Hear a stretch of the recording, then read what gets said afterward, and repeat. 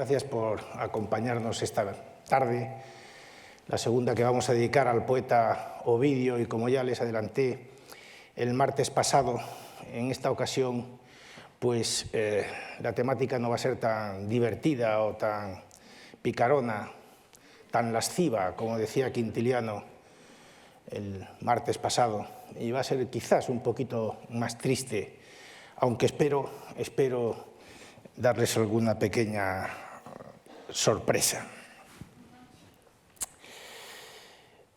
Les contaba el martes que nuestra historia empezaba ahí en Sulmona, en los Abruzzos italianos, pasaba después a Roma y acababa en Constanza, en el Mar Negro, en territorio de la actual Rumanía, un poquito al sur de la desembocadura del enorme delta del Danubio, en la ciudad de Constanza, una ciudad, bueno, equivalente, si me lo permite, mutatis mutandis, y que no se me enfade nadie, a nuestra Marbella. Es una ciudad de playa, de costa, de descanso, de tal. Y les digo esto por lo que ya verán a continuación. ¿Qué pinta Ovidio en Constanza? ¿Por qué esta historia acaba tan lejos de Roma? Esa Roma que se había convertido para Ovidio en el paraíso terrenal, era el lugar donde él se divertía, donde gozaba, donde se hizo famoso, donde la gente lo adoraba, donde su éxito como escritor era descomunal. Bueno, pues lo que ocurrió pura y simplemente es que en el año 9 después de Cristo, según nos dice él mismo, él no dice el 9 después de Cristo, obviamente, ¿no? Él, lógicamente, pues menciona la fecha de otra manera, no utilizan los romanos la expresión antes de Cristo y después de Cristo, ¿no? Pero bueno, el 9 después de Cristo, él es desterrado de Roma por orden del emperador Augusto, es expulsado y es desterrado a Constanza. Bien,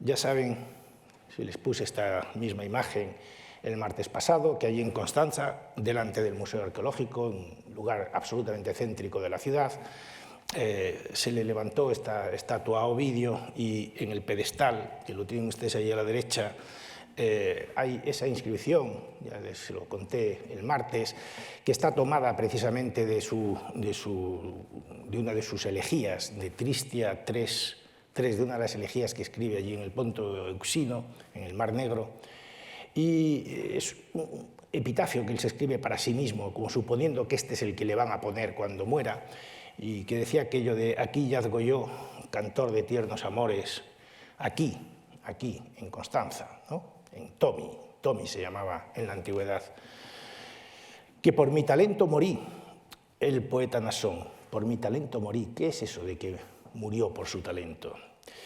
Mas tú, que de largo pasas, no sufras si amaste, por decir los restos de Nasón duerman en paz. De manera que Ovidio dice que reposa en Constanza, en Tomi, y que murió por su talento. ¿Qué es lo que nos está diciendo? Bueno, también les puse esta imagen y estamos situados en los dos últimos párrafos de esta diapositiva. En el 9 después de Cristo es exiliado por orden de Augusto a Tomi, y durante su exilio escribe Tristes, después las cartas desde el Ponto. Tristes yo prefiero traducirlo por tristezas, y las cartas desde el Ponto, los Fastos, que había comenzado antes de su exilio, es decir, una enorme obra que dejó inacabada sobre las fiestas de Roma, el origen de las fiestas de Roma y cómo se celebran, y publica un poema satírico, Ibis, y quizás también otro Nux, una elegía fúnebre, bueno, jocosa también, un poco de broma, porque es para un nogal y sus nueces, en fin, estas cosas, que la tratan mal los hombres. Y un tratado de pesca, Aleutica. Bueno, y hacia el 17, les decía, murió, y suponemos que fue esa fecha, porque no hay ninguna referencia en su obra posterior a esa fecha. Entonces, pues suponemos que si no cuenta nada en su obra posterior es porque se ha muerto. Esta es la manera que tenemos los filólogos de cargarnos a los escritores que no sabemos cuándo se mueren. Si no cuenta, bueno, pudo haber continuado viviendo allí unos cuantos años más sin escribir, pero esto para nosotros ya no cuenta, es como si se hubiera muerto literariamente hablando. El caso es que, bueno, hace bien poco, ya les decía también, se celebraba el bimilenario de la muerte de Ovidio allí en Constanza. Pero ¿por qué fue exiliado? ¿Por qué fue exiliado? En el libro, en la obra Tristezas, son cinco libros de tristezas, de quejas, de lamentos, así como los amores eran 5 libros de elegías eróticas. En este caso son 5 libros de elegías tristes, ¿no? Bueno, pues uno de esos libros, Tristezas 2, es una sola elegía larguísima, se sale del canon habitual, ya les dije, de 30, 40, 50 versos como mucho. En este caso tiene 700 y pico versos, ¿no? Y allí, en los versos 207 a 212, dice, les leo la traducción mía rítmicamente hecha, intentando seguir el ritmo de los dísticos latinos, dice: y ya que son 2 mis delitos, un poema y un error, debo la razón de uno de ellos ocultar, que no valgo César es Augusto, para renovar tus heridas, pues demasiado una vez te hice sufrir. Queda la otra, por la que de experto en adulterios obscenos me acusan, debido a un vergonzoso poema. Esto es el único testimonio que tenemos de las razones del exilio de Ovidio. Carmen et error. Parece indudable que el Carmen, el poema, al que se refiere es precisamente el arte de amar, del que les hablaba en la exposición del martes. Lo dice bien claro, queda la otra, por la que de experto en adulterios obscenos me acusan, debido a un vergonzoso poema. En la primera de las elegías de Tristezas 1.1, dice: inspice dictitulum non sum preceptor amoris, quas meruit poenas jam dedit ille opus.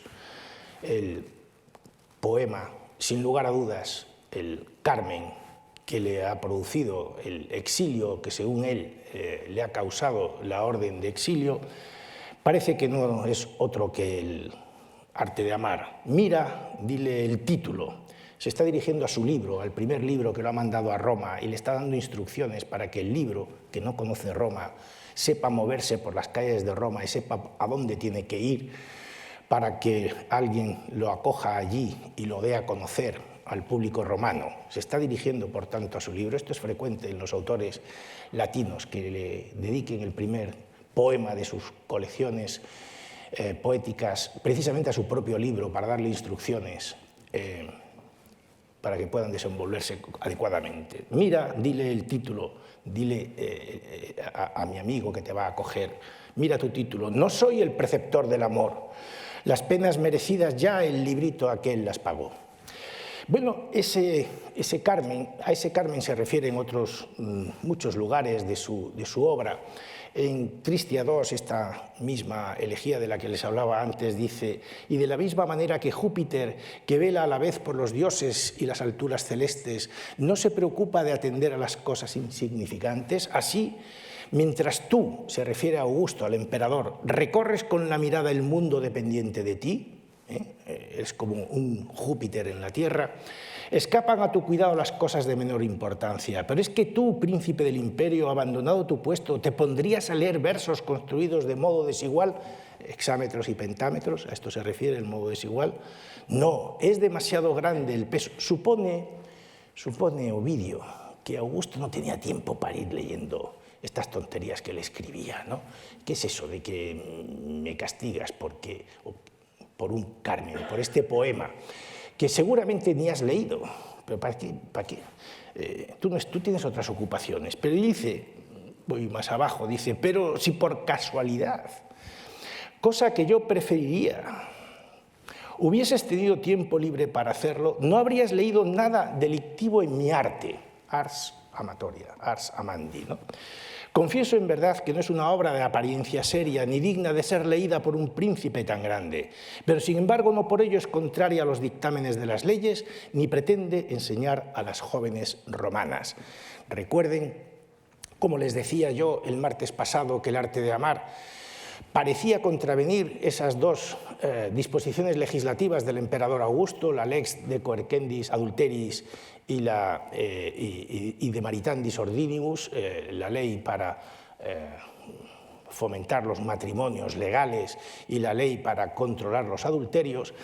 Parecía que el arte de amar los contravenía y, sin embargo, Ovidio se defendía ya allí, en el arte de amar, de nuevo aquí, que esos libros no estaban escritos para las jóvenes romanas, las mujeres, en fin, las decentes, digámoslo así, de buenas familias, sino que estaban escritos pues, para mujeres, en fin, de condición servil o libertas o, en fin, de otra naturaleza. Bueno, y que por tanto el príncipe, incluso aunque hubiera leído el arte de amar, cosa que él preferiría, le hubiera encantado que el príncipe lo leyera, de ninguna manera hubiera podido encontrar motivos para infligirle tan severo castigo, el de mandarle nada más y nada menos que al exilio.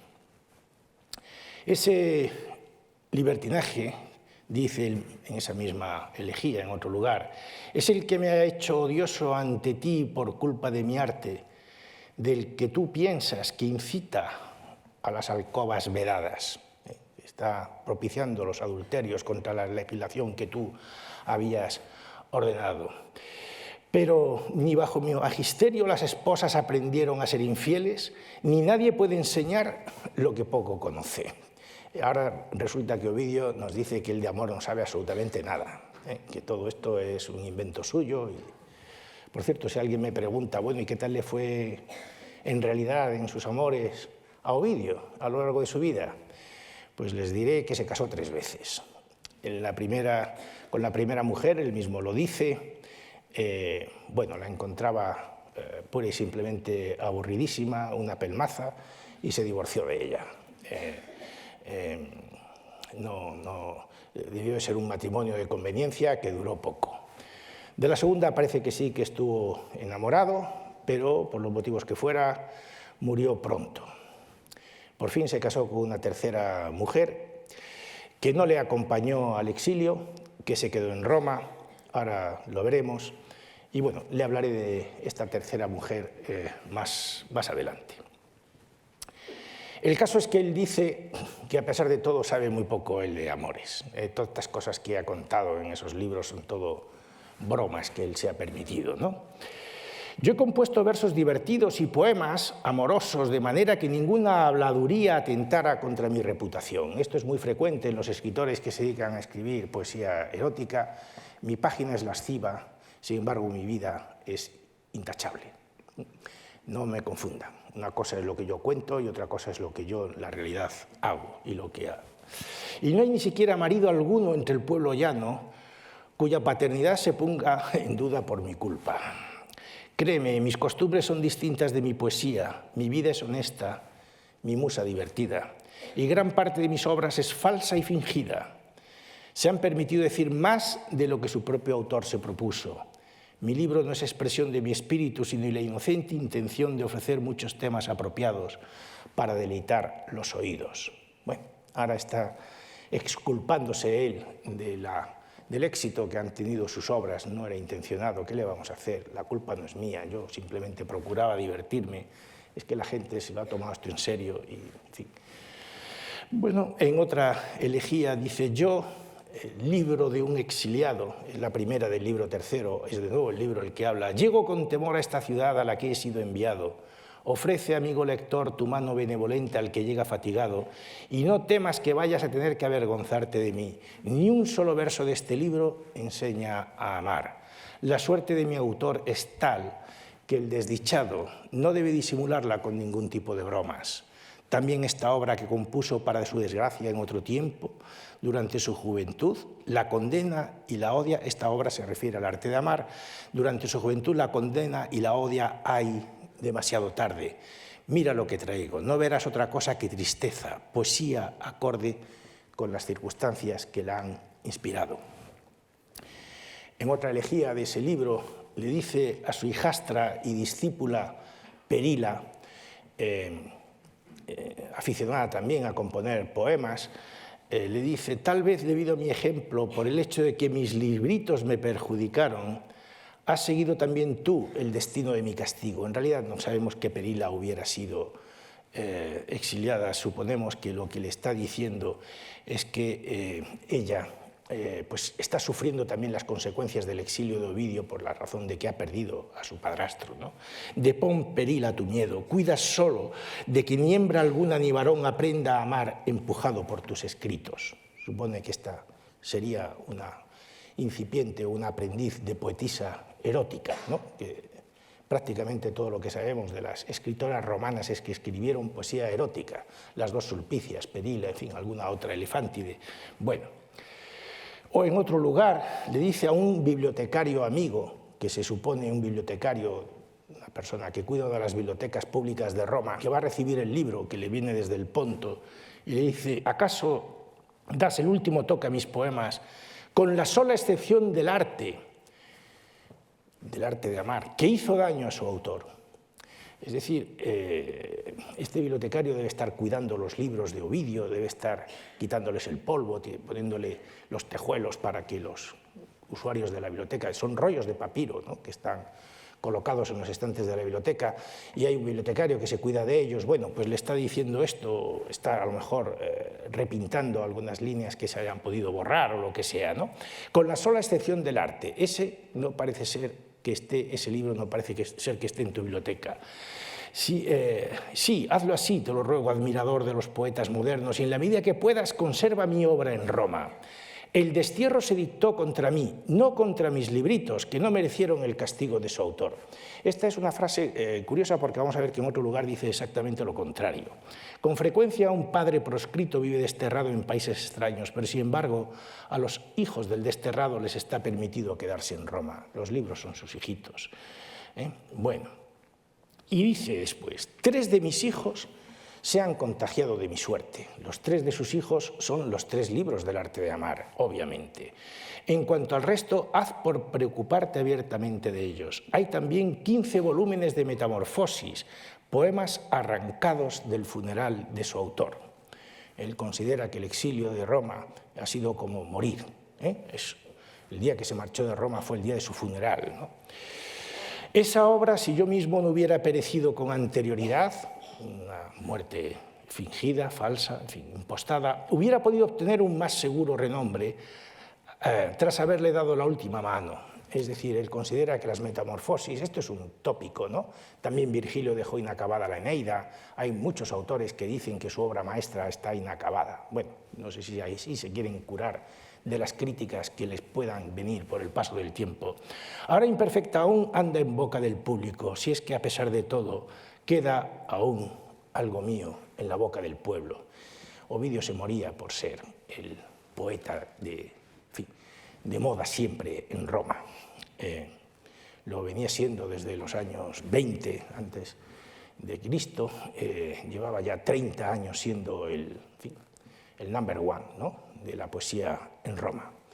Y él evidentemente se sentía muy a gusto y muy cómodo en esa condición. Todavía en otro libro, en el 4, de Tristia, sigue diciendo: en verdad escribí muchos versos, pero todos aquellos que me parecieron malos los arrojé al fuego para que los enmendara. Incluso entonces, cuando iba a partir para el exilio, quemé algunos versos que habrían gustado, indignado con mi afición y con mis poemas. Cuando recibe la orden de que se tiene que marchar, en fin, le da un ataque de rabia y quema todo lo que encuentra de lo que ha escrito. Entre otras cosas, se supone, da a entender que ha quemado todo esto que le ha creado problemas. Mi corazón era tierno, vulnerable a los dardos de Cupido y al que podía conmover cualquier pequeño motivo. Con todo, a pesar de ser así, encenderme con el menor fuego, no circuló ninguna habladuría a cuenta mía. Bueno, se pregunta Ovidio, ¿es creíble que este Carmen, este poema, haya sido la razón por la cual Augusto me ha desterrado el 9 después de Cristo? Recuerden que les dije que el arte de amar se escribe el 1 antes de Cristo, el 1 después de Cristo, en fin, 8 o 9 años antes, quizás 10 años antes. 10 años tarda en recibir la pena por ese libro que tuvo tantísimo éxito en Roma. Él se lo pregunta. Nosotros también tiempo ha... fuimos culpables por ese poema. Castigo reciente sufre una culpa nada reciente. Yo había editado los poemas cuando ante ti, juez de delitos, se refiere de nuevo a Augusto, solía pasar por ser caballero aún. Él podía frecuentar la cercanía, la vecindad de Augusto, en su condición de caballero, de miembro del orden ecuestre, ¿no? La clase intermedia de las 3 clases sociales, patricios, caballeros y la plebe, él estaba en la clase intermedia y por tanto tenía una relativa cercanía con el emperador. Y así escritos que de joven, un poco exagerado eso de joven, ¿no? Porque ya digo que hacía tan solo 10 años que los había escrito, pensé que no dañarían imprudente en exceso, ahora de viejo me dañan. Tardía se colmó la venganza por ese viejo librito y mucho dista la pena del tiempo debido. Bueno, él se pregunta y piensa que es posible que la razón sea otra, por eso dice Carmen et error, un error. Y dice aquí en una de las cartas que escribe desde el Ponto, juro que en tu arte no existe nada delictivo, ojalá pudiera defender lo demás como esto. Sabes que hay otra cosa que te dañó más. Sea lo que fuere, pues ni el propio dolor se debe recordar, ni puedes decir que estés libre de culpa, aunque ocultes tu delito bajo la apariencia de error, la cólera del juez no fue más rigurosa de lo que tú merecías. Vaya, entonces parece ser que él mismo reconoce que hay un error, le llama error, en otros casos le llama una culpa, le llama una stultitia, una necedad, un crimen, un peccatum, lo denomina de muchas maneras, eso otro que pudo causar su exilio, pero nunca nos dice que es eso que pudo causar su exilio. Una cosa para la que le convengan tanto, en fin, la denominación de error, como de culpa, como de pecado, como de stulticia, idiotez, como de crimen. ¿Qué puede ser eso? Volvemos al fragmento que les enseñaba antes. 2 crímenes, un Carmen, un poema y un error. Pero sigue diciendo que no valgo César para renovar tus heridas. Debo la razón de uno de ellos callar, que no valgo César para renovar tus heridas. Por tanto, es un error que tiene que ver con Augusto, que tiene que ver directamente, que le ha dolido al emperador personalmente,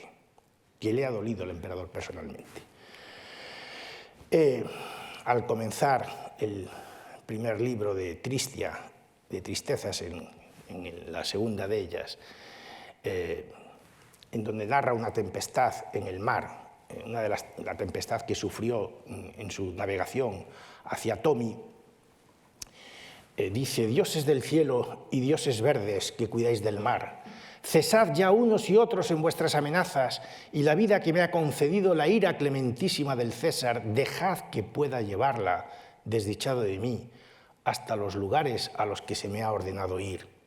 No me hagáis perecer, dioses del mar, en la tempestad, puesto que mi destino está fijado allí, en Tomi. Dejadme llegar a mi destino. Si por el contrario queréis que pague el castigo merecido, mi culpa, a juicio del propio César, no merece la pena de muerte. Ha cometido un error, un crimen, una culpa, un pecado contra el emperador, pero el emperador considera que debe castigarla no hasta el punto de condenarlo a muerte. No lo ha condenado a muerte, lo ha mandado al exilio. Si el César hubiera querido enviarme a las aguas estigias, es decir, al más allá, no hubiera necesitado para eso de vuestra ayuda, de los dioses del mar. Mi vida no debe resultarle odiosa, y lo que me dio cuando quiera me lo puede quitar. Él confía en que va a recibir el perdón del César, si no, lo habría mandado matar. Él piensa que su estancia en Tomi, ahora que está saliendo de Roma, va a ser una estancia temporal. Vosotros al menos a los que no creo haber ultrajado con ninguna ofensa, contentaos ya con mis males, os lo suplico. Es decir, que se acabe la tempestad. Esta tempestad es una tempestad, espero que lo hayan percibido, meramente literaria. No cabe pensar que sea una tempestad realmente sufrida. No veo yo a Ovidio en medio de una tempestad en el mar, con el barco zarandeado, poniéndose a escribir un poema, ¿no? Es decir, es una tempestad anímica. Esto es un recurso literario frecuente en la poesía antigua y entonces, por ejemplo, en los poemas de amor es frecuente que se considere la relación erótica, la vivencia con la amada como una navegación por alta mar, siempre propensa a sufrir alguna tormenta, alguna tempestad que acabe en naufragio. La comparación del amor con la navegación por alta mar es un tópico literario. El navigium amoris, la navegación del amor. No me puedo extender en la explicación de este tópico, pero aquí ese mismo tópico lo está utilizando probablemente Ovidio para describir también el tormento, la tempestad, la zozobra que le produce el exilio al que ha sido condenado. Hay en una elegía del libro cuarto, en la que habla de sus padres, una elegía tremendamente conmovedora, en la que dice, dichosos los dos, se refiere a sus padres, y sepultados a tiempo, ya que murieron antes del día de mi castigo. Dichoso también yo, puesto que soy desgraciado ahora que ellos no viven, y porque no tuvieron que lamentarse por mi causa.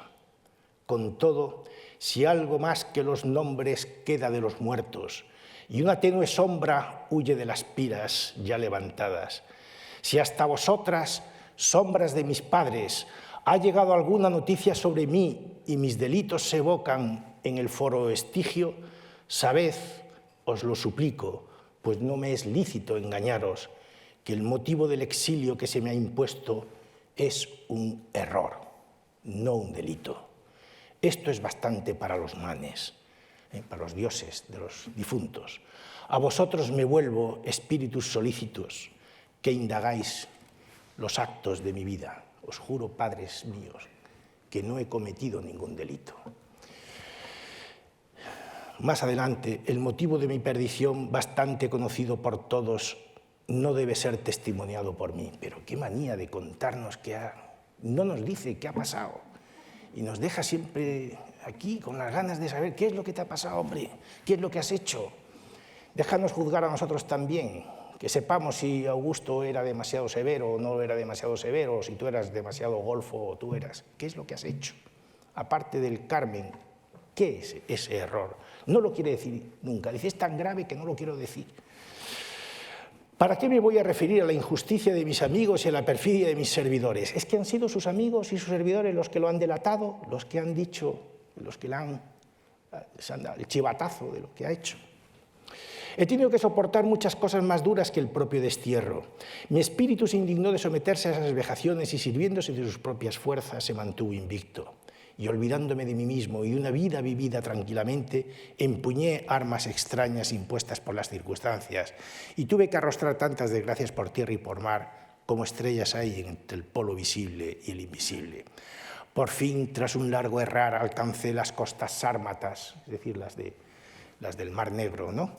Vecinas de los aljabados getas. Del otro lado del Danubio viven los getas, una tribu bárbara, ¿no? Aquí, aunque las armas de los pueblos vecinos resuenan a mi alrededor, está describiendo que el ambiente que hay allí en Tomi, pues es un ambiente bélico o prebélico, que hay tribus que quieren pasar al otro lado del Danubio e intentar someter esa región del Imperio Romano. Bueno, pues dice que en su vejez ha tenido que volver a empuñar las armas para defender la ciudad de Tomi de las invasiones bárbaras, ¿no? Trato de aliviar como puedo mi triste destino con la poesía,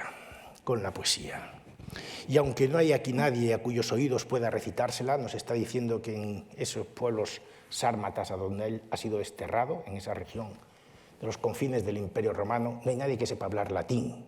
¿Es eso creíble?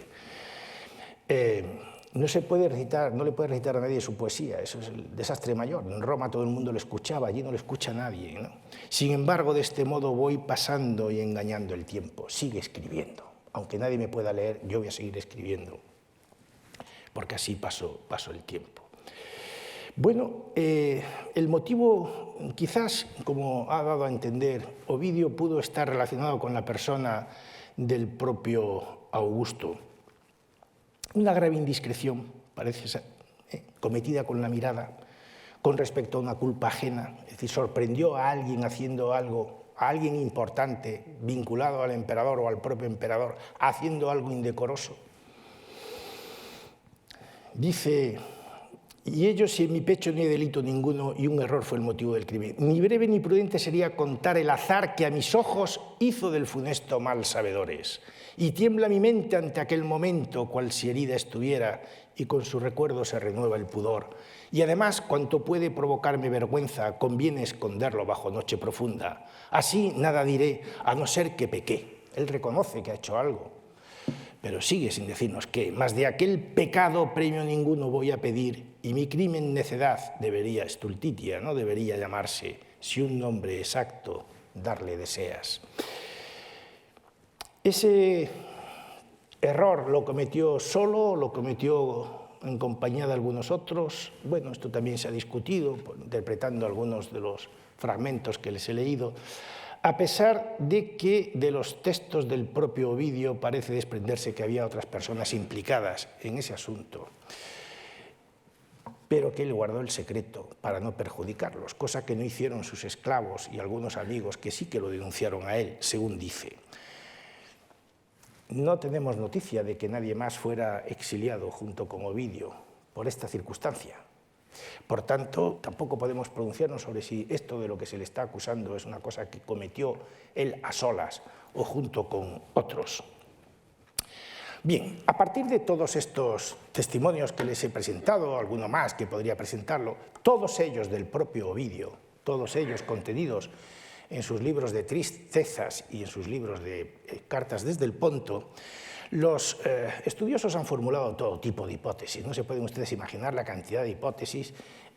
Miren, los filólogos somos una gente que si hay un problema y tienen a 4 filólogos para resolverlo y los encierran en una habitación, al cabo de una hora tendrán 7 soluciones para ese problema, porque siempre hay un tonto al que solo se le ocurre una. Así somos nosotros. Bueno, pues los filólogos han expuesto todo tipo de especulaciones a propósito de qué pudo ser ese error que cometió Ovidio. Ovidio sorprendió a Augusto en uno de sus ataques de locura tras la derrota en el bosque de Teutoburgo de las legiones de Quintilio Varo a manos del germano Arminio. Esto es una historia, creo que aquí también en la Fundación Juan Marc se ha hablado justamente de esta derrota de las legiones de Augusto en los bosques de Germania, en los bosques de Teutoburgo, en septiembre del 9 después de Cristo. Dicen que Augusto, que perdió allí varias legiones, se volvió loco, de tal manera que por las noches se levantaba, iba por el palacio pegándose con la cabeza contra las paredes, gritando: Quintilio Vario, devuélveme mis legiones, ¿no? Bueno, entonces este autor Masera, esto lo cuenta Suetonio, el historiador Suetonio. Masera dice que bueno, probablemente es que Ovidio sorprendió a Augusto en un ataque de estos de locura y que luego a Augusto le dio vergüenza que lo hubieran visto así, bueno, y que esto coincidiría con las descripciones que hace de su error Ovidio. Bueno, pero es que esa derrota ocurre en septiembre del 9 después de Cristo, cuando ya Ovidio había sido exiliado. Hay que fijarse un poquito en las fechas. Otros dicen que Ovidio sorprendió a Livia desnuda en una piscina, a la esposa del emperador. Bueno, hay que inventarse algo, pues algo, una estultitia, cometida con los ojos, algo que pueda ofender a la majestad de Augusto. Bueno, pues que vio a Livia desnuda. Bueno, a partir de Tristia 2:105 y siguientes. Bueno, que Ovidio participó disfrazado de mujer en los misterios de la Bona Dea, cometiéndose un sacrilegio. Había unas festividades en Roma en honor a la Bona Dea que estaban reservadas exclusivamente para las mujeres. Los hombres tenían absolutamente vetado el acceso a esa festividad. Y se suponía que en ese ambiente dentro de un templo, las mujeres, pues yo qué sé, se suponía que hacían cosas que a los hombres les intrigaban mucho. ¿Qué están haciendo esas mujeres ahí dentro que no nos dejan entrar a nosotros?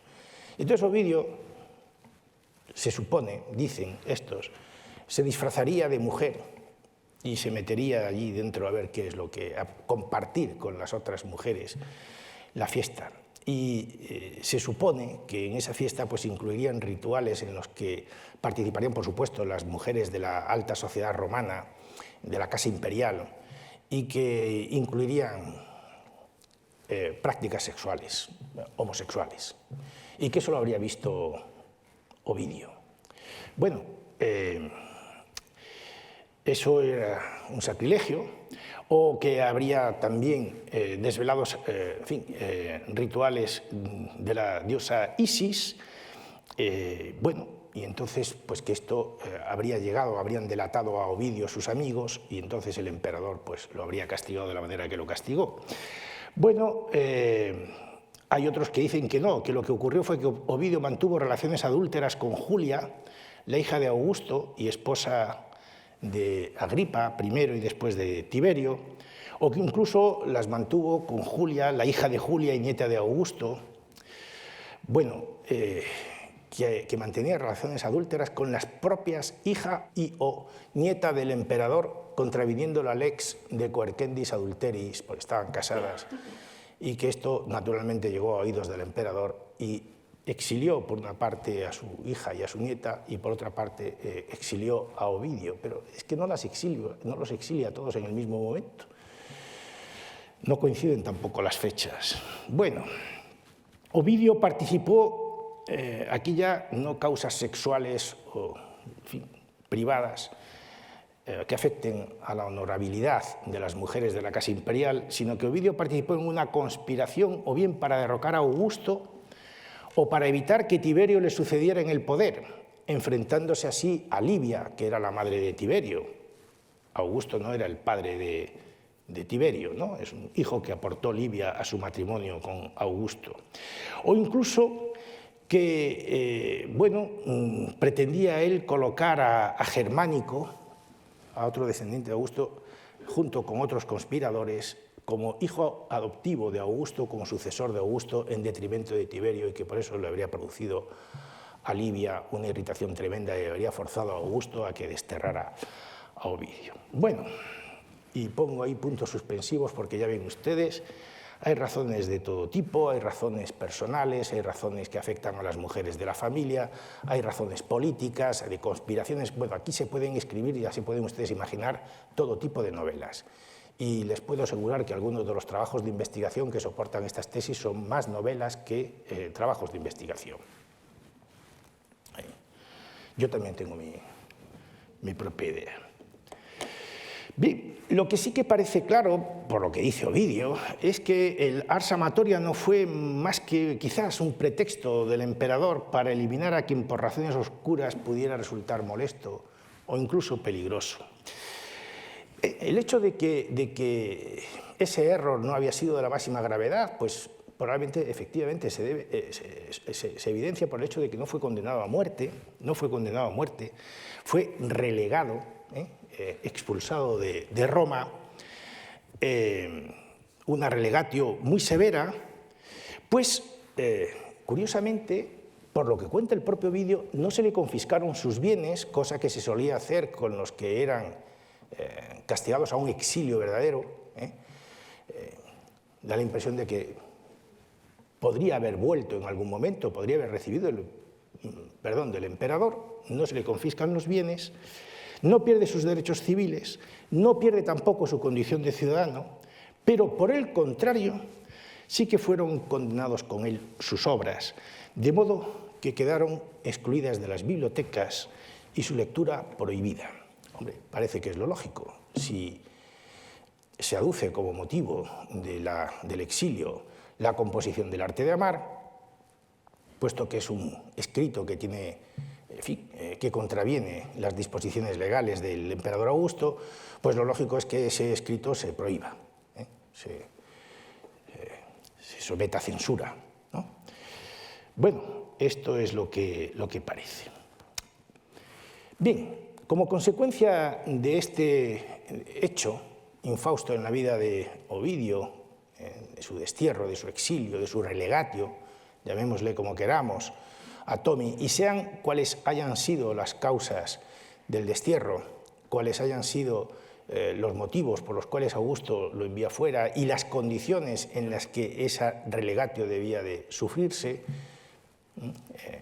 sin pérdida de las propiedades, que por cierto se queda la esposa disfrutándolas, la esposa no acompaña a Ovidio al exilio, y debía tener buenas propiedades Ovidio porque era escritor de fama y seguramente había hecho mucho dinero con la venta de sus libros. Bueno, pues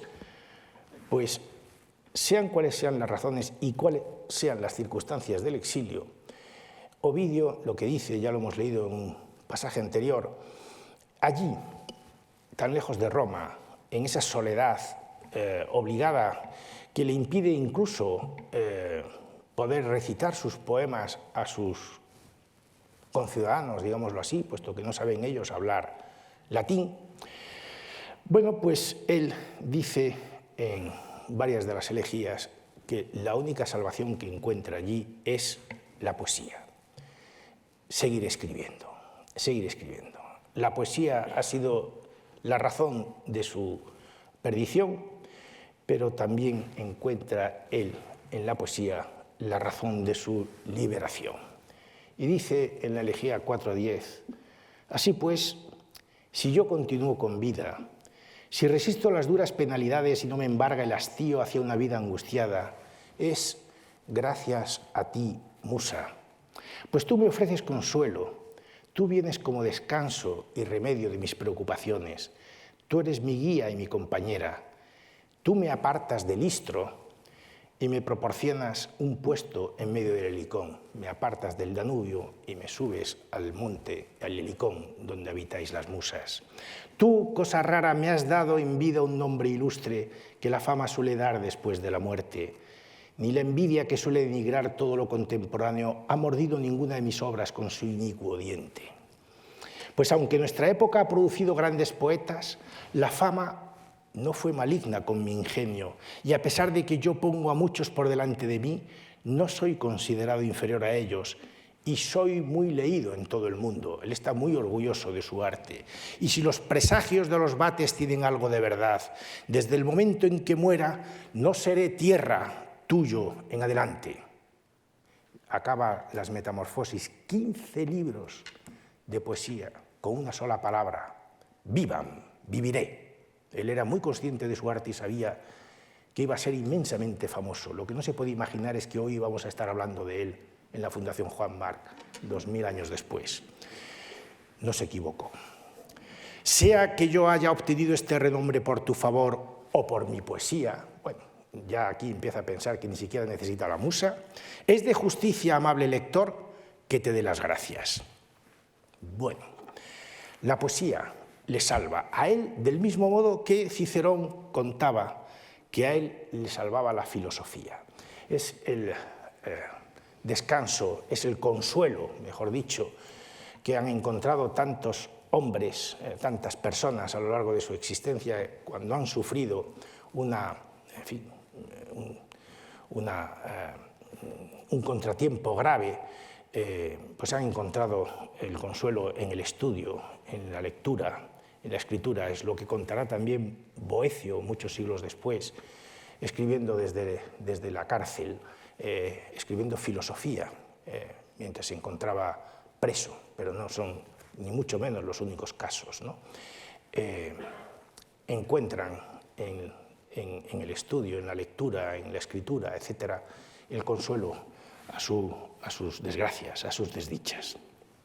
En efecto, allí en Tomi, según podemos aventurar, publica 5 libros de tristezas, de elegías, quizás que se dieron a conocer en Roma, los enviaba a Roma, hacia el 12 después de Cristo, y son elegías que están dirigidas al público en general, a nadie en concreto, a cualquiera que las lea. Y escribe 4 libros de cartas desde el Ponto, también en dísticos elegíacos, cartas en dísticos elegíacos como habían sido las cartas de las heroínas de las que les hablaba el martes pasado, pero en este caso el protagonista es él, y el motivo invariable de los 4 libros de cartas son sus quejas, son sus lamentos por la pérdida de Roma, por la pérdida de sus seres queridos.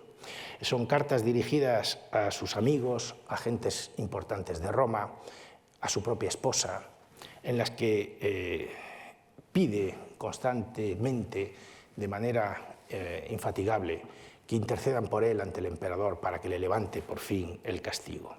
Y luego escribe otras obras, como ya he dicho antes, de las que no voy a hablar en este momento, pero en algún caso dice: es tal la necesidad que tengo de comunicarme con los que me rodean, que he aprendido geta, una lengua bárbara, y he compuesto poemas en geta. Ya quisiéramos haberlos conservado, porque no hemos conservado ni una sola palabra escrita en geta. Ya quisiéramos, ¿no? El primer poeta que habría tenido el pueblo geta habría sido precisamente Ovidio. Esto sería fantástico, ¿no? Pero bueno, esto nos tenemos que creer lo que él dice, pero obviamente no se ha conservado nada de esto, ¿no? Pues estos poemas, estos 9 libros, los 5 de tristezas y los 4 de cartas desde el Ponto, son desde luego la fuente principal para tratar la propia biografía de Ovidio y también muchos asuntos de historia literaria de la literatura de Roma, porque él habla mucho de sí mismo, de lo que fue su pasado, se explica por qué hizo esto, por qué hizo aquello, por qué escribe de esta manera, y todo eso nos da información verdaderamente preciosa sobre muchos aspectos de lo que fue la literatura de la época de Augusto, incluso de algunos años antes. Y en estas cartas, ya se pueden ustedes imaginar, y en estas elegías, el humor del que veíamos hacía gala en su poesía amorosa es sustituido por la constante expresión de otros sentimientos, fundamentalmente el dolor, la nostalgia, la soledad, el desarraigo, la falta de comunicación, el desamor, todo emociones negativas frente a las extraordinariamente positivas, divertidas, jocosas, banales, que manifestaba en sus poemas eróticos de los que les hablaba el martes pasado. La voz del poeta enamorado, y con frecuencia rechazado, propia de la elegía latina, se transforma con similares recursos literarios: el paso del tiempo, la navegación procelosa, el desfallecimiento, la nostalgia por la ausencia del ser querido, la representación mental de su imagen, el hastío por la soledad, la evocación de la muerte como remedio definitivo, todos ellos temas de la poesía erótica, de los otros elegíacos. Estos mismos temas son reutilizados por Ovidio, pero ahora resignificados en una clave nueva, que es la clave del dolor, no del amor perdido, del amor inalcanzable, sino la clave de la ausencia de la patria, de la ausencia de los seres queridos, del desarraigo, del exilio. Bien, eso provoca que nazca un nuevo género literario en la literatura latina. De la poesía de amor pasamos a la poesía de exilio, con los mismos materiales, con las mismas herramientas literarias, en buena medida. Se ha producido una metamorfosis también, en este caso poética. Él, que era tan dado a contarnos las metamorfosis de los seres vivos en otras cosas, bueno, pues también con su poesía él produce una metamorfosis en un proceso de barroquización de la que también les hablaba el martes pasado, verdaderamente sorprendente. Fíjense, ¿de qué habla en esta poesía? Pues habla de la Commendatio Codicis, es decir, esas elegías en las que encomienda su libro, el libro que envía cada vez a Roma a medida que los va escribiendo, lo encomienda a un amigo, a un bibliotecario, a un ser querido, al lector, para que lo cuiden, para que lo guarden. ¿De qué habla? De la última noche que pasó en Roma. Virgilio había contado en el libro 2 de la Eneida la última noche de Troya. La última noche de Troya, se lo cuenta a Dido. Ovidio cuenta en sus elegías la última noche en Roma. Es inevitable pensar que hay un paralelo, la tragedia que vivió Troya y que narró Virgilio. Es una tragedia, a título personal, tan insoportable como la que pudo sentir Ovidio el día que recibió la funesta orden de abandonar la ciudad. La travesía hasta llegar a su nuevo destino, habla de nostalgia y de tristeza, de la dureza del destierro, de las inclemencias del paisaje y del tiempo. En la Escitia llama a Tomi la Escitia. La Escitia es Ucrania, y lo que es actualmente Ucrania. Y entonces Ovidio nos describe el ambiente de Tomi como si fuera, bueno, los hiperbóreos. Bueno, ya saben ustedes, eso se ha hablado mucho en la prensa ahora, las nieves, los hielos, los barros, la lluvia constante, un lugar absolutamente inhóspito, desagradable. Sin embargo, les he dicho que Tomi, Constanza, en la actualidad es una ciudad balneario. ¿Es verdad lo que nos está contando?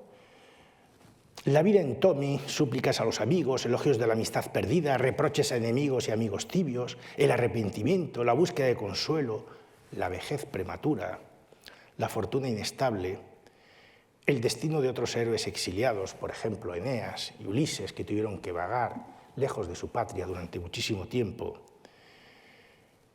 viviendo una experiencia similar a la que está viviendo en ese momento el propio poeta. Por tanto, de esta manera, la poesía se convierte en la creación literaria, se convierte en el supremo consuelo, en la máxima liberación para el poeta exiliado. Déjenme que les lea, es lo que estoy haciendo en esta foto, exactamente leyendo esto mismo, delante del monumento a Ovidio en Tomi, una de estas elegías, que he traducido en verso, para que sepan ustedes, en fin, cómo funciona una elegía entera. Vean ustedes el movimiento retórico, hay mucha carga retórica, mucha habilidad técnica a la hora de componer esto. Fíjense, el tiempo somete al arado que labra los campos al toro y hace que ofrezca el cuello a la presión del yugo curvado. El tiempo obliga al caballo fogoso a las tenaces riendas y le hace morder el duro freno con boca tranquila. El tiempo mitiga el furor de los leones fenicios y les hace perder la fiereza que antes tenían. Y la bestia del Indo, los elefantes, ¿no?, que obedece la voz de su dueño, sufre la esclavitud por el tiempo vencida. El tiempo hace que la uva se hinche en gruesos racimos y apenas puedan los granos con el vino que llevan. El tiempo cambia también la semilla en blancas espigas y de que sean gustosos los frutos se ocupa. Él consume la reja del arado que renueva las tierras, él duros pedernales, él diamantes desgasta, él incluso ablanda poco a poco los odios feroces. Él suaviza lutos y corazones afligidos levanta.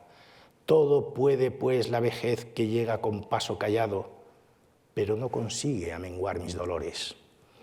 Desde que de patria carezco, 2 cosechas la era trilló, 2 veces la uva bajo desnudo pie se deshizo. En tanto tiempo con todo la resignación no ha llegado y mi corazón sufre daño todavía reciente. Los bueyes añosos a menudo evitan los yugos y rechaza a menudo el freno el caballo domado. Más triste aún que la antigua es la pena de ahora, que aunque la misma creció y aumentó con el tiempo. No supe tanto como sé de mis males entonces, ahora que los conozco mejor, más duros me son.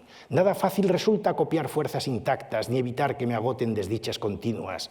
Más fuerte es en la rubia arena el luchador descansado que aquel cuyos brazos le pesan al cabo de un rato. Ileso vale más el gladiador con las armas brillantes que aquel cuyos dardos con su sangre rojean. Nueva soporta bien la nave tormentas terribles, sin embargo lluvia escasa deshace la vieja. Yo también sufría antes con paciencia mayor lo que sufro, pues mis males se doblan cada día que pasa. Creedme, me acabo, y lo que de mi cuerpo depende puedo decir que les queda poco a mis males, pues ya ni tengo fuerzas ni el color que solía, sino apenas una piel delgada que cubra mis huesos. Mi alma más enferma que mi cuerpo enfermo se siente, y no deja de tener ante los ojos sus males. Me falta la faz de mi ciudad, faltan mis desvelos, amigos, y más querida que nadie para mí, falta mi esposa. Hay aquí gentes escitas y de jetas una turba bragada. Así lo que veo y lo que dejo de ver me trastorna. Tan solo una esperanza me queda, que ahora me calme. Estos males, con mi muerte, no serán duraderos. Esto es un ejemplo de lo que son estas, bien distinto, ¿verdad?, de lo que leíamos el martes pasado. Y le escribe, por ejemplo, a su esposa, a la que le anima a que, en fin, haga todas las gestiones posibles para conseguir su perdón ante el emperador. Le dice en una carta que le escribe, una de las cartas desde el Ponto, él le dice: ya mi edad que va en declive se ve rociada de canas, y ya las arrugas de la vejez surcan mi rostro, ya el vigor y las fuerzas languidecen en mi deteriorado cuerpo. Son los mismos temas que ha tocado en la elegía que les acabo de leer, y los juegos que me gustaban de joven ya no me agradan, y si me vieras de pronto no podrías reconocerme, pues tan gran ruina se ha producido en mi vida. Reconozco que esto es efecto de los años, pero hay también otra causa, la ansiedad del alma y el incesante sufrimiento, pues si alguien repartiera mis desgracias en un gran número de años, créeme, sería más viejo que Néstor de Pilos, el héroe de la Ilíada que vivió 3 generaciones de hombres, ¿no? Es decir, todo lo que estoy sufriendo en estos años sería lo que podría haber sufrido Néstor en sus más de 100 años que vivió, ¿no? ¿Ves cómo en los duros campos el trabajo quebranta los fuertes cuerpos de los toros? Los mismos temas de antes. ¿Y qué hay más fuerte que un buey? La tierra que nunca acostumbró a descansar en barbecho envejece agotada por las continuas cosechas. Si un caballo toma parte en todas las competiciones del circo sin dejar pasar una sola carrera, acabará muriendo. Por fuerte que sea, deshará en el mar la nave que no haya quedado nunca en seco apartada de las líquidas aguas. A mí también me debilita una serie interminable de desgracias y me obliga a ser viejo antes de tiempo. El ocio alimenta el cuerpo y también se nutre con él el alma. Por el contrario, el excesivo trabajo devora a uno y a otro. Y continúa así, y le dice a su esposa al acabar la elegía: también tú, a la que dejé joven al abandonar Roma, es verosímil que hayas envejecido a causa de mis desgracias.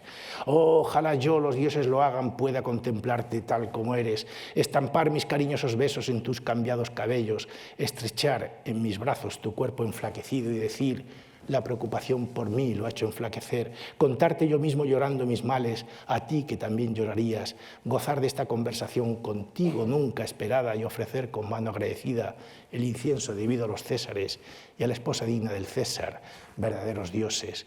Ojalá la madre de Memnón, es la aurora, aplacado el príncipe, haga venir cuanto antes este día con su rosada boca, la aurora de rosados dedos.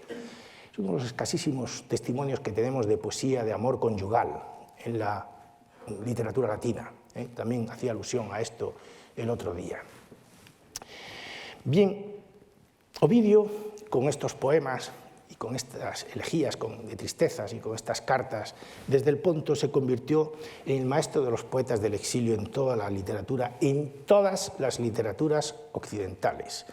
Es decir, todos los otros poetas que por una u otra razón sufrieron en algún momento de su vida exilio, sean de la época de la Edad Carolingia, Hildeberto de la Bardain en la Edad Media, los poetas del Primer Renacimiento, Joaquín de Velay, podríamos mencionar muchos de ellos. En la bibliografía final hay un libro mío sobre este asunto. Bueno, pues todos ellos se miraron en el espejo de Ovidio, todos ellos se sintieron Ovidios redivivos, algunos de ellos se hicieron llamar en vida Ovidios, Nasones, precisamente por estas elegías de exilio. Estos poemas de tristeza, de pérdida obligada del lugar que nos ha visto nacer, en el que hemos vivido, en el que hemos disfrutado, en el que hemos gozado, en el que hemos creado nuestra familia, estos poetas se han sentido siempre en extraordinaria simpatía, es decir, padeciendo con Ovidio. Ovidio, el arquetipo, el mito, el personaje mítico que representa mejor que nadie aquí al poeta exiliado. Pero fíjense ustedes, déjenme los últimos minutos darles esa sorpresa que yo les quería dar. ¿Y si todo esto fuera mentira? ¿Y si todo esto fuera una invención del propio Ovidio? Otra invención más del propio Ovidio. ¿Y si nunca hubiera sido exiliado? En 1985, un investigador, Fitton Brown, comenzó a poner en duda que el exilio de Ovidio hubiera sido real. Fíjense, qué conmoción, qué sorpresa. 2000 años engañándonos. Si hay algún escritor que podría hacerlo, es Ovidio. Creo que se lo he mostrado con los poemas que les he enseñado antes. ¿Por qué? ¿Por qué decía Fitton Brown esto? Pues, por ejemplo, algunas noticias, ninguna de ellas es definitiva, de estos datos que les voy a dar, ninguna es definitiva, pero algunas tienen una fuerza que, sumada a otra y a otra y a otra y a otra, por lo menos permiten cuestionarnos plantearnos la posibilidad de que el exilio de Ovidio haya sido una invención de Ovidio. Fíjense. Ningún autor antiguo da noticias de este exilio, nada más que el propio Ovidio. Excepto el propio Ovidio, quizás Plinio el Viejo, es poco claro, Estacio, que escribe bastante después de Ovidio. Y hay que esperar a Aurelio Víctor, siglo IV, para tener noticias ya, pero 400 años después. Evidentemente, Aurelio Víctor puede estar diciendo que Ovidio fue exiliado porque ha leído sus obras en las que él dice que fue exiliado, no porque lo sepa directamente, ¿no? Sin embargo, los escritores que hacen la historia de este periodo, del reinado de Augusto, del reinado de Tiberio, Suetonio, Tácito, no mencionan ninguno de ellos el exilio de Ovidio. Y les he dicho que Ovidio era el escritor más famoso de su época. Sin embargo, sí hablan de otros exiliados en la época de estos emperadores. Y esto, claro, produce no pocas sorpresas. Son argumentos ex silentio, pero, es decir, argumentos que dicen que no se habla de. Pero claro, no son nunca probatorios, pero cuando se juntan varios de ellos, empieza uno a tener la mosca detrás de la oreja. Fíjense. Nosotros sabemos de otros poetas que fueron condenados en la época de Ovidio, sabemos de Cornelio Galo, sabemos de Asinio Polión. Fíjense, esos poetas, de los que sabemos muchos datos de su vida, fueron condenados y sus obras, extraordinarias obras, famosísimas obras de las que hablan otros muchos, todas desaparecieron. Sufrieron lo que los romanos llamaban la damnatio memoriae, la censura total. Lo que dice el propio Ovidio, mis obras fueron hechas desaparecer de las bibliotecas, por eso le escribe a ese bibliotecario y le dice, cuida mis libros, hay 3 que te van a faltar siempre. Él ya daba por descontado que el arte de amar se perdería irremediablemente. Pero oiga, si hemos conservado todo de Ovidio, salvo la tragedia Medea, todas las demás las hemos conservado. Incluso el arte de amar, que tantas veces él nos ha dicho que esta obra fue la causa de su perdición, y que fue destruida y que fue quemada, y la hemos conservado. Argumento ex silentio, pero hace sospechar. Ovidio nunca nos dice cuál fue su error, ya lo han visto. Da vueltas sobre el asunto, pero nunca termina de decirnos cuál ha sido el error. Argumento ex silentio, pero da que sospechar. Y luego, por otra parte, luego ya se aducen otros testimonios que probablemente son de menor peso, pero que suman, ¿no? Por ejemplo, él hace una descripción del viaje que sigue desde Roma hasta Tomi, que no se corresponde con el itinerario que se seguía para hacer ese itinerario en la antigüedad. No se corresponde. Es un viaje fingido, es un viaje ficticio, por su duración y por el itinerario. Esa tormenta que nos describe probablemente es una tormenta inventada, es la tormenta de su espíritu, de su sufrimiento. Nos hace unas descripciones de Tomi verdaderamente insólitas, diciéndonos que es un lugar gélido, lluvioso, que siempre hay nieve, que siempre... Pero sí es un balneario, es la playa, es allí donde iba toda la nomenclatura de la Unión Soviética a disfrutar de los veranos. Constanza, todavía hoy, es un lugar de veraneo, de vacaciones, Nos describe la situación de los astros en Tomi, no se corresponde en absoluto con la realidad. Los paisajes, las costumbres de la gente de allí, nada que se puedan, ningún dato que sea conciliable con los restos arqueológicos que tenemos de Tomi en época romana. Ovidio, todas las descripciones que hace, bueno, de la ciudad, de su destierro, siguen el relato virgiliano de las geórgicas de Virgilio, de la Escitia, que describe Virgilio en sus geórgicas. Son relatos literarios, son tópicos literarios todo lo que dice. Evidentemente eso puede haber inventado con la finalidad de causar más pena a la gente que ha quedado en Roma para que intercedan por él, por supuesto, por eso digo que tienen menos peso estos, pero ahí queda eso, ¿no?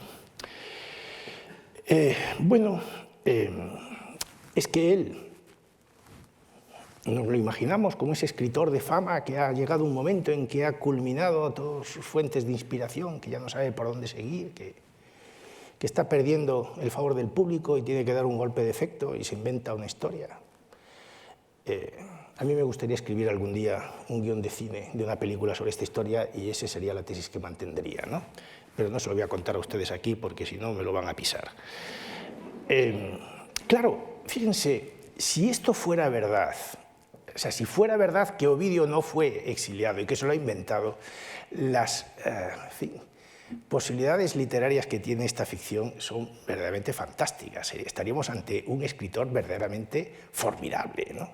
Capaz de inventarse estas cosas, ¿no? Y les digo que si hay algún escritor en la antigüedad que pueda ser capaz de hacer esto, créanme, es Ovidio. ¿Eso quiere decir que yo creo que Ovidio no fue exiliado? No. Pero a lo mejor sí. Nada más.